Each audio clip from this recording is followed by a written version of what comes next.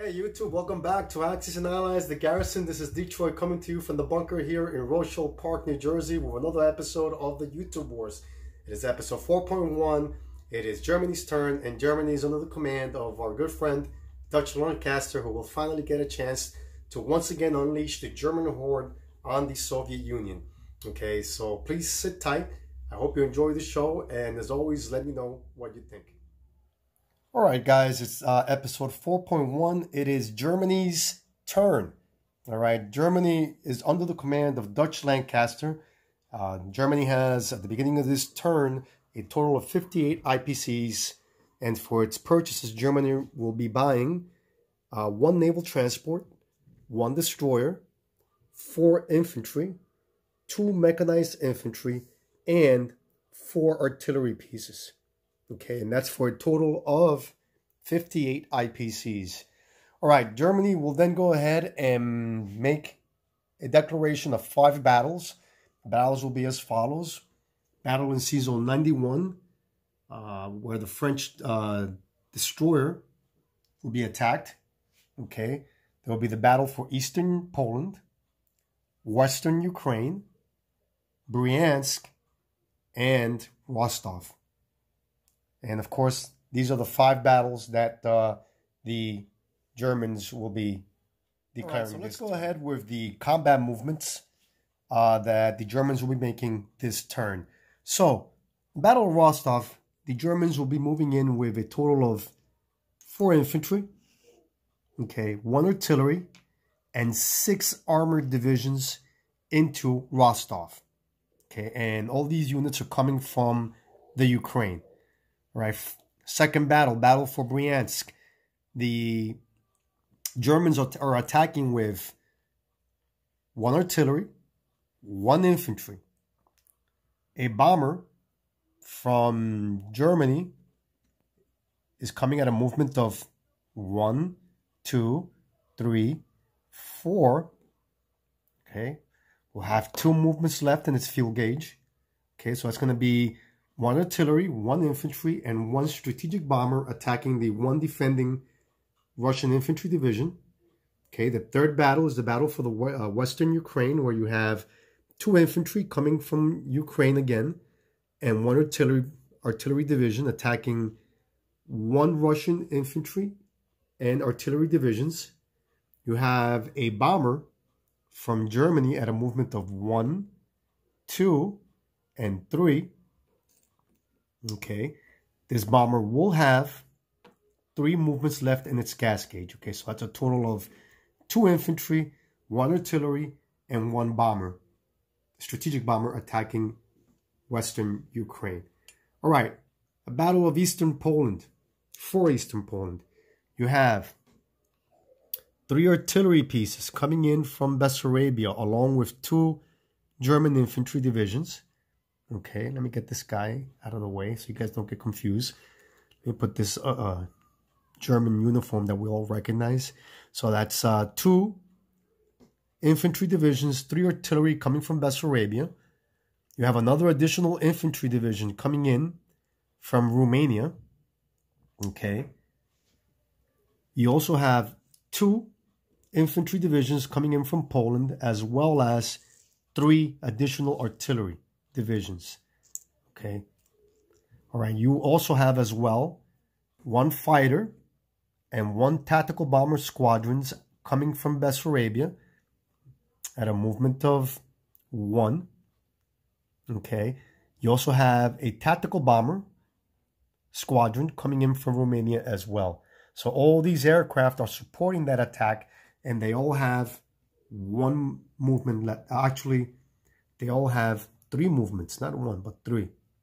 3 movements left in their fuel gauges. Right, and that's the battle for Eastern Poland.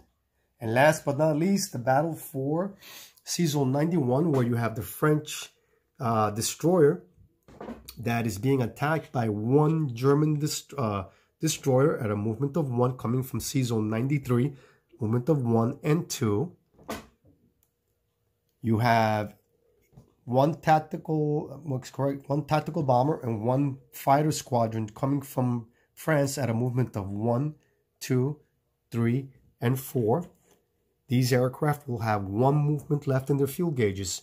The reason is because in France, there is an airbase, and that allows them to get that additional movement. So that'll be one tactical bomber, one fighter squadron, and one destroyer attacking the French destroyer in Sea Zone 91. All right. So what were the outcomes of the battles that were just fought? Okay, the outcomes were as follows. Battle for Rostov. The Russian infantry was destroyed, but not before it itself took out one German infantry division. So Rostov now is under the control of the German armies. Yeah, it's German now. All right. Battle for Bryansk. Similar result. The Russian infantry division defending was also destroyed. The Germans again sustained one loss. Okay, so the Russians are effectively fighting their enemies. So Bryansk is now under the control of the Germans. Okay, the battle for Bryansk. Okay, in this battle, no correction, the battle for Western Ukraine. In this battle, the Germans did not sustain any casualties. The Russians were destroyed totally. Okay, so, and of course, Western Ukraine is now German. All right, the battle for Eastern Poland. This turned out to be a very, very interesting battle because the Russians, even though I did not expect them to win the battle, they were able, okay, to inflict heavy losses on the Russians. The Russians did lose the battle. I'm sorry, the Germans. Okay, the Russians did inflict heavy losses on the Germans. Okay, the Germans lost a good number of their ground units. Only a total of 3 artillery pieces, 3 artillery divisions survived the attack. They lost 1, 2, 3, 4, 5, 6, 7, 8 ground units. Okay, so I believe they lost a total of about 3 or 4 artillery, and the rest were infantry that were lost. Okay, so I'm sure that Dutch Lancaster wasn't counting on this battle being so expensive for him, I presume. You know, but nevertheless, it was still a German victory. Okay, so let's turn that round marker, and we'll make this territory German as well. All right, the battle for Sea Zone 91. Okay, the French destroyer here was destroyed, was sunk to the bottom of the sea. The Germans did not sustain any losses. Okay, the French were destroyer. All right, so let's go ahead with the non-combat movements. Let me just make a notation here. These 2 aircraft, this tactical bomber and fighter squadrons, did participate in the attack in Eastern Poland. So I'm going to place them right here, and they're both going to have one movement left in their fuel gauges. So I'm going to go ahead and make their movements right now, their final movements. These 2 aircraft, okay, even though I did not show them previously during the combat movement phase, I will go ahead and land them in Poland right now. Okay, so that's where these 2 aircraft are now. All right, so these 2 fighters, the fighter and tactical bomber that participated in the attack in Eastern Poland will land in Western Germany. So at a movement of 3. 1, 2, let me see, 1, no, it's 1, 2, and 3. There you go. Western Germany. All right, let me remove that. Okay, this tactical bomber squadron has 3 movements left in its gas gauge, but it will land in Ukraine at a movement of 2. There you go. All right. The 2 strategic bombers that participated in their respective attacks in Western Ukraine and Bryansk will both land in Ukraine as well.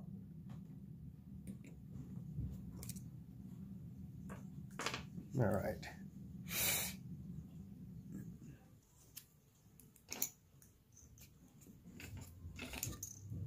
All right, what else?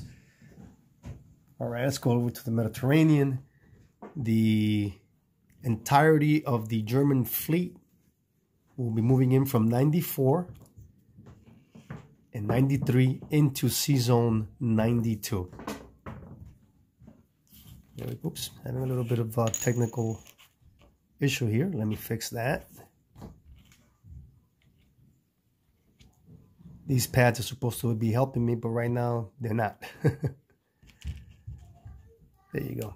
All right, so the two aircraft, the tactical bomber and the fighter squadron that attacked the French destroyer in Sea Zone 91 will use their last movement remaining and will land on the carrier that was just moved into Sea Zone 92. All right. Okay. The German submarine in Sea Zone 103 at a movement of 2, 1 and 2, will link up with the fleet in Sea Zone 92. All right, let me move that.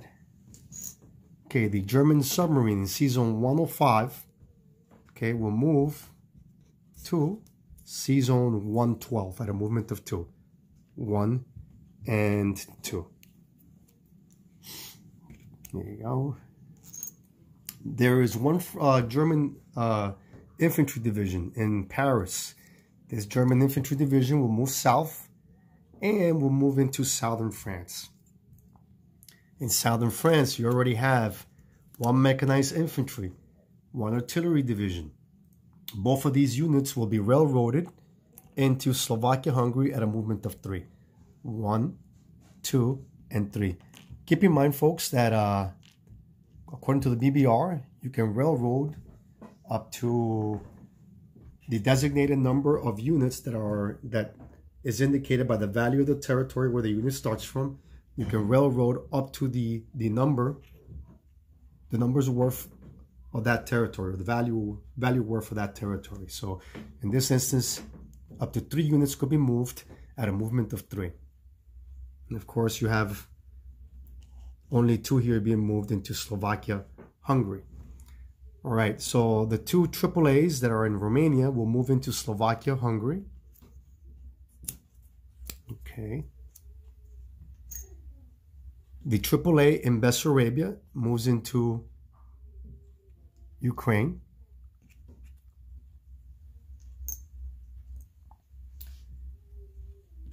All right, the 3 infantry divisions and 2 artillery divisions will move into Poland, coming in from Germany.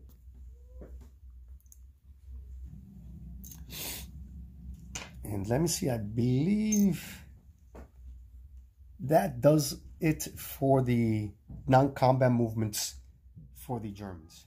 All right, let's go ahead then with the final placements of the units that were purchased by the Germans, by Dutch Lancaster. I forgot to mention that within the purchase that the Germans had made, they had purchased 7 IPCs worth of damage to the minor industrial complex that had sustained damage when the Italians had attacked it previously during one of their turns. So this minor industrial complex is back in operation, which means then that the Germans will be able to place 2 mechanized infantry and 1 artillery piece in that territory in the Ukraine.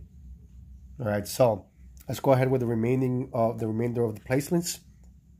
We have 1 naval transport. It's going to go into Sea Zone 93. The destroyer, Sea Zone 112. Okay.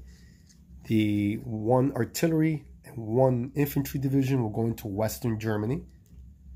The remainder of 3 infantry, 1 artillery, actually 2 artillery, will go into Germany proper.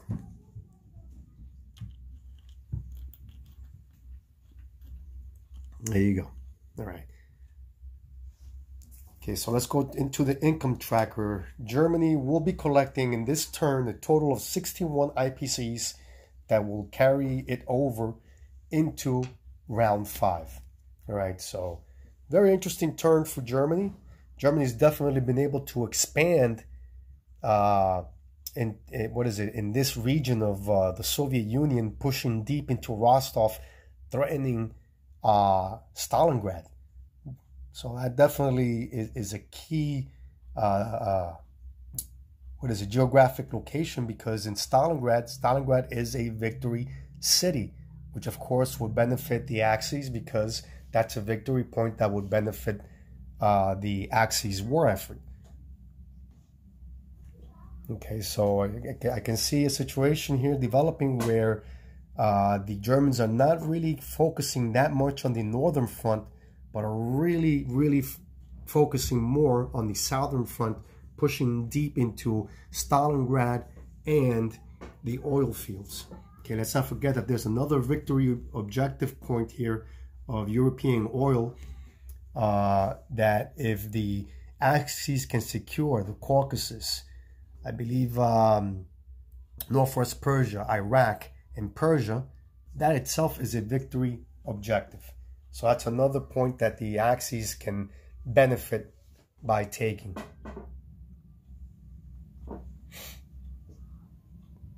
All right, guys, that's it for this turn. It is the end of episode 4.1, and now it is Russia's turn. It is VK Cowboy who is up next.